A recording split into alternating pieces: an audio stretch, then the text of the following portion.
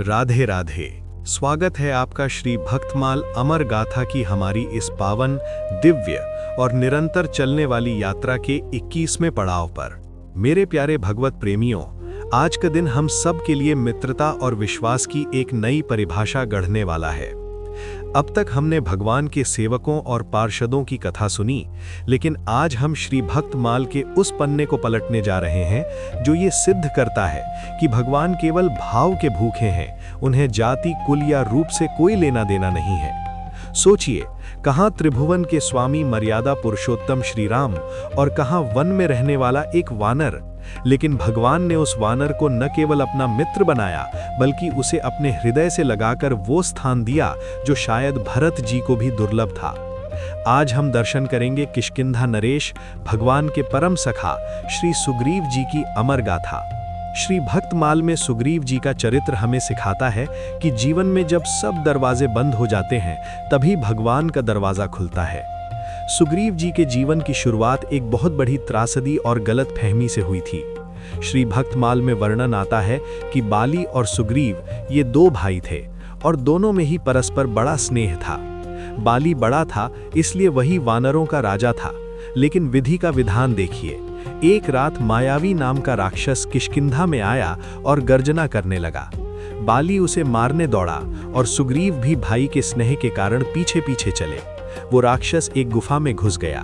श्री भक्तमाल में उल्लिखित है कि बाली अपने छोटे भाई को द्वार पर बैठाकर उस राक्षस को मारने अंदर चला गया, लेकिन 1 माह बीतने पर भी नहीं लौटा। यहीं से सुग्रीव जी के जीवन का सबसे कठिन समय शुरू हुआ। श्री भक्तमाल में वर्णन आता है कि 1 महीने बाद गुफा से रक्त की धार निकली, जिसे देखकर सुग्रीव ने समझा कि मेरा भाई मारा गया है। उन्हें लगा कि अब राक्षस बाहर आकर मुझे भी मार डालेगा, इसलिए राज्य और प्रजा की रक्षा के लिए उन्होंने गुफा को एक बड़ी शिला से ढक दिया और भारी मन से लौट आए। मंत्रियों ने जब देखा कि राजा नहीं रहे, तो उन्होंने सुग्रीव को राजा बना दिया, लेकिन कुछ समय बाद बाली लौट आया। श्री भक्तमाल में उल्लिखित है कि सुग्रीव को राजगद्दी पर बैठा देखकर वो बिना जांच पड़ताल किए क्रोध से आग बबूला हो गया। उसने सुग्रीव की एक न सुनी, उसे राज्य से निकाल दिया, उसका धन छीन लिया और यहाँ तक कि उसकी पत्नी को भी छीन लिया। सुग्रीव अपनी प्राण रक्षा के लिए ऋष्यमुख पर्वत पर रहने लगे, जहाँ शाप के कारण बाली नहीं आ सकता था। कल्पना कीजिए उस भक्त की पीड़ा की, जिसका भाई दुश्मन बन गया हो, जिसकी पत्नी छिन गई हो और जो डर के साए में जी रहा हो। लेकिन कहते हैं ना कि जब दुनिया ठुकरा देती है, तब राम अपनाते हैं। श्री भक्तमाल में वर्णन आता है कि सीता जी का हरण हो जाने पर भगवान श्री रामचंद्र जी अपने भाई लक्ष्मण जी के साथ उन्हें खोजते खोजते शबरी के बताने पर ऋष्यमुख पर्वत पर आए। सुग्रीव ने दूर से 2 तपस्वियों को देखा तो डर गए। उन्हें लगा बाली के भेजे हुए गुप्तचर हैं। उन्होंने हनुमान जी को भेजा। श्री भक्तमाल में उल्लिखित है कि हनुमान जी उन्हें आदरपूर्वक ले आए और अग्नि के साक्षित्व में श्री राम एवं सुग्रीव में मित्रता हुई। ये इतिहास का वो क्षण था जब एक नर और एक वानर सखा बन गए। सुग्रीव ने अपना सारा दुख भगवान को सुनाया। भगवान का हृदय पसीज गया। उन्होंने कहा, मित्र डरो मत, मैं बाली को एक ही बाण से मार दूंगा। लेकिन सुग्रीव को विश्वास नहीं हुआ, क्योंकि बाली महाबलशाली था। परीक्षा लेने के लिए सुग्रीव ने दुंदुभी राक्षस का अस्थि समूह दिखाया, जिसे राम जी ने पैर के अंगूठे से ही उड़ा दिया। फिर भी मन नहीं माना। श्री भक्तमाल में वर्णन आता है कि फिर भगवान ने 7 ताड़ के वृक्षों को एक ही बाण से वेध दिया, गिरा दिया। तब जाकर सुग्रीव को विश्वास हुआ कि श्री राम जी बाली को मार देंगे। इसके बाद जो हुआ वो मित्रता की पराकाष्ठा है। भगवान ने सुग्रीव को बाली से लड़ने भेजा। पहली बार सुग्रीव पिटकर आए, क्योंकि राम जी पहचान नहीं पाए, लेकिन दूसरी बार श्री भक्तमाल में उल्लिखित है कि श्री रामचंद्र जी ने पेड़ की ओट से तक कर एक ऐसा बाण बाली को मारा कि वो मर गया। भगवान ने अपने मित्र के लिए मर्यादा का भी एक नया रूप गढ़ा। बाली के मरने पर श्री राम जी की आज्ञा से सुग्रीव राजा बनाए गए और बाली के पुत्र अंगद को युवराज का पद दिया गया। राजा बनने के बाद सुग्रीव जी ने अपनी मित्रता का धर्म पूरी निष्ठा से निभाया। श्री भक्तमाल में वर्णन आता है कि सुग्रीव ने वानरों को इधर उधर श्री सीता जी की खोज के लिए भेजा और हनुमान जी द्वारा समाचार पाकर वे अपनी असंख्य वानरी सेना लेकर लंका पर चढ़ गए। युद्ध में सुग्रीव जी का पराक्रम देखने लायक था।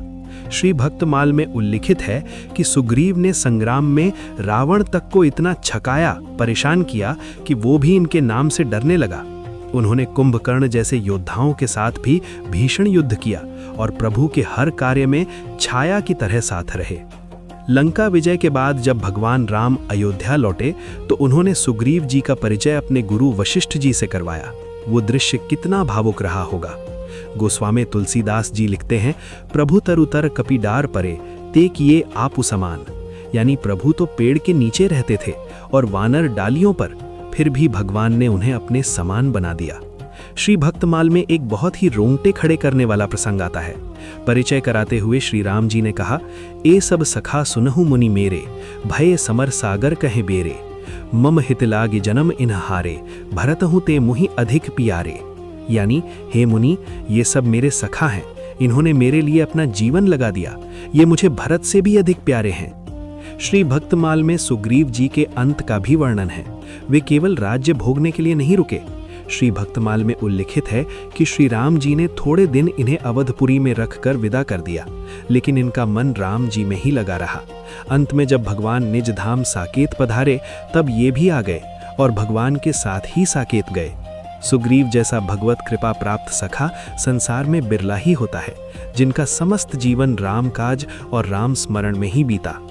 सुग्रीव जी की भक्ति का सार उनकी प्रार्थना में झलकता है। वे कहते हैं, हे प्रभु, मेरी चित्त वृत्ति सदा आपके चरण कमलों में लगी रहे, मेरी वाणी सदा आपका नाम कीर्तन एवं गुणगान करती रहे, मेरे हाथ आपकी सेवा में लगे रहें और मेरे कान आपकी कथा सुनते रहें। उन्होंने अपने शरीर के एक एक अंग को भगवान को समर्पित कर दिया था। तो मेरे प्यारे भगवत प्रेमियों, आज सुग्रीव जी ने हमें सिखाया कि अगर हम भगवान की शरण में चले जाएं, तो वे हमारे सारे शत्रुओं का नाश करके हमें अभय कर देते हैं। मित्रता हो तो सुग्रीव और राम जैसी, जहां एक ने राज्य दिलाया तो दूसरे ने जान की बाजी लगा दी। आज की ये पावन कथा यहीं विश्राम लेती है, लेकिन प्रभु के प्रियों की ये श्रृंखला अभी और भी अद्भुत होने वाली है।